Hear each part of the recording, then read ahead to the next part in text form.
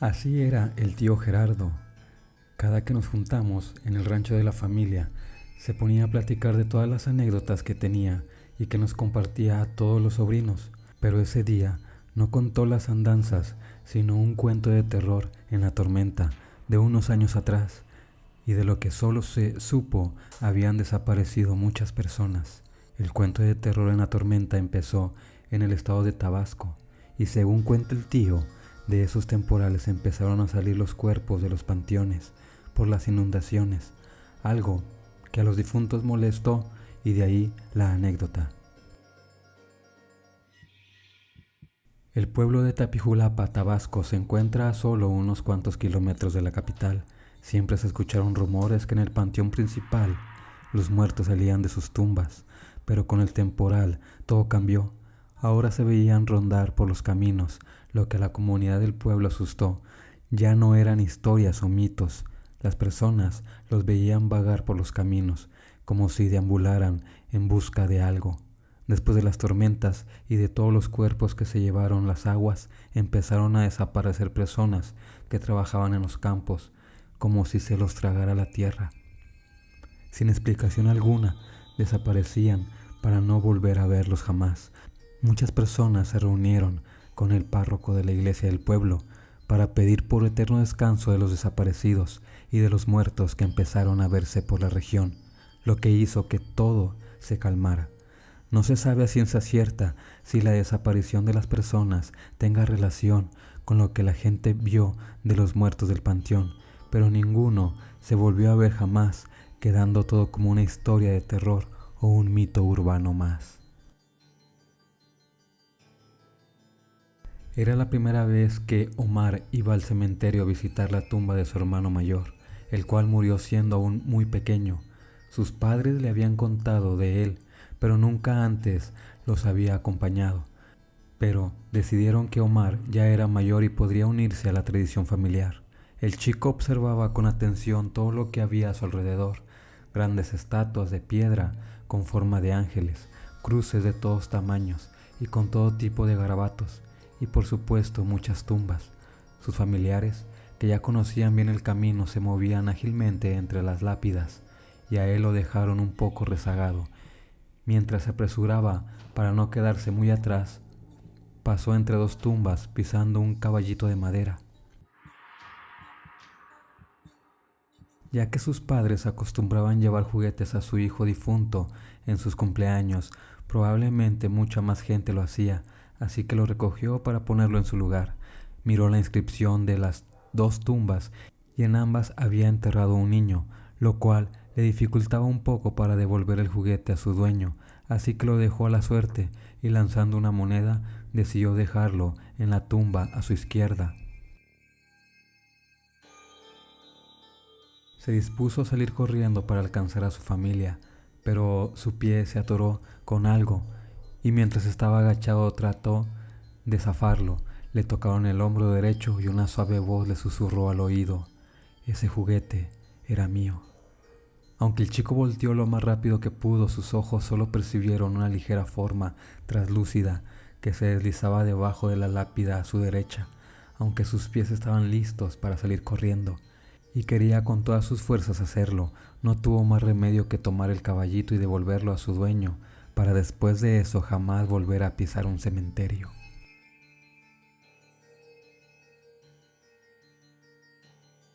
Leonor se mudaba de nuevo.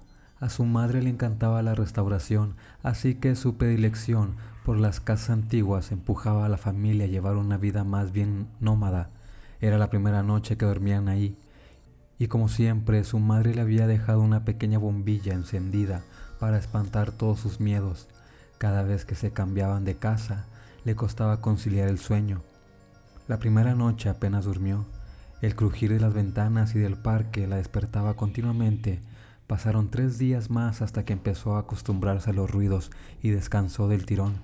Una semana después, en una noche fría, un fuerte estruendo la sobresaltó. Había tormenta y la ventana se había abierto de par en par por el fuerte vendaval.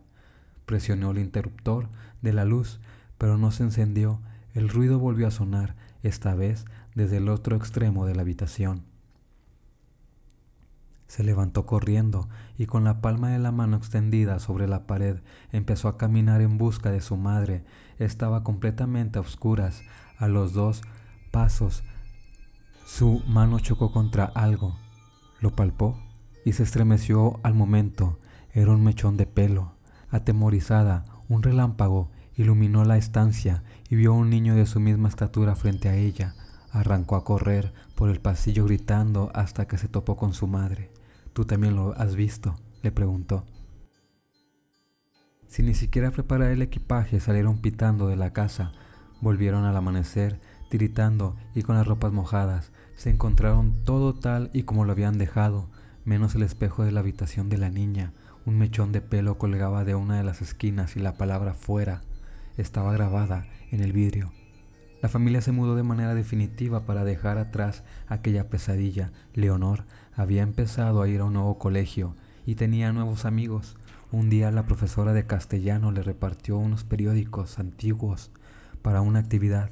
La niña ahogó un grito cuando, en una de las portadas, vio al mismo niño una vez más, bajo un titular: aparece muerto un menor en extrañas circunstancias.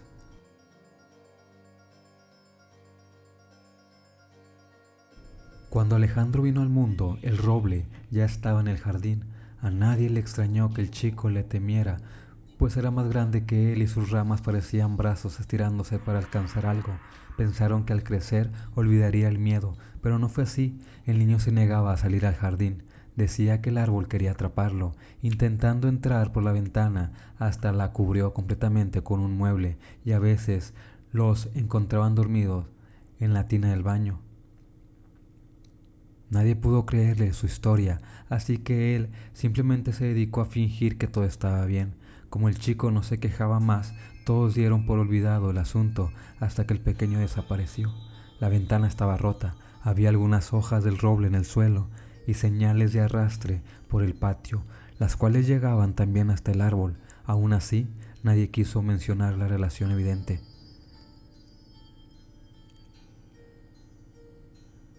Declararon al chico como perdido, iniciando el protocolo policíaco para su búsqueda, pero esta no tuvo ningún resultado positivo. Con el paso de los días, solo la madre reconoció que su hijo no estaba mintiendo. Las pruebas hablaban por sí solas. Incluso había pasado tanto tiempo mirando con desconfianza al roble que vio a las ramas cambiar de posición más de una vez. Así que tomó un hacha y fue a darle fuerte al tronco. Por su herida brotó sangre, las ramas se extendieron asustadas y la mujer golpeó con más fuerza, pero poco podían hacer para derribar al gran roble. Cayó de rodillas al suelo, llena de decepción, pero entonces vio frente a ella otra oportunidad. Removió la tierra con mucho ímpetu para descubrir las raíces del árbol y salarlas, pero jamás imaginó encontrarse con tal escena. El cuerpo de su hijo yacía ahí, entre las raíces, ya casi seco, pues éstas alimentaban el roble con la sangre del chico. Esto había sucedido por muchos años, porque aparte se encontraron 14 cuerpos más, justo igual al número de ramas que el árbol tenía.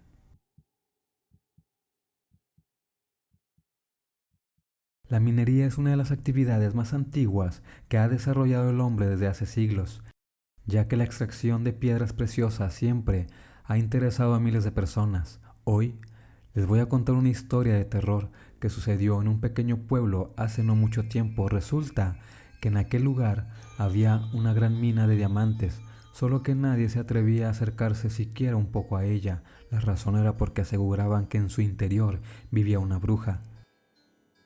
Nelson creía que todo esto era supercherías y un día se animó a llevar a cabo una inspección por sí solo, con el fin de demostrarles a los demás que estaban completamente equivocados. Con solo dar el primer paso dentro del yacimiento, pudo percatarse de que aquella caverna estaba cubierto en su totalidad de diamantes. Inclusive, algunos yacían en el piso esperando literalmente que alguien pasara y lo recogiese. Precisamente eso fue lo que hizo. Se detuvo a recolectar unas cuantas piedras cuando de momento escuchó una serie de tétricas carcajadas. Sin saber bien por qué lo hizo, aquella risa lo obligó a adentrarse más y más en la mina. Al ver que tardaba más de lo pactado, sus amigos comenzaron a llamarlo a gritos, aunque sin obtener ninguna respuesta. Mientras tanto, el joven prolongaba su caminata tal y como si se tratara de un zombi o más bien de un ente sin alma. En un suspiro apareció la bruja frente a él y le dijo: «¿Por qué entraste a hurtar mis cosas?» «Yo no he tomado nada que no sea mío», replicó el joven sin inmutarse. «Por supuesto que sí. En esa mochila llevas varios de mis diamantes. Ahora pagarás por tu osadía». Y diciendo esto, la bruja levantó una de sus huesudas manos, señaló al muchacho y lanzó un conjuro. La piel y la carne de Nelson se fueron carcomiendo lentamente, no sin antes dejar atrás de sí una serie de alaridos que brotaban de la boca de aquel hombre. Acto seguido, sus huesos fueron convertidos en diamantes.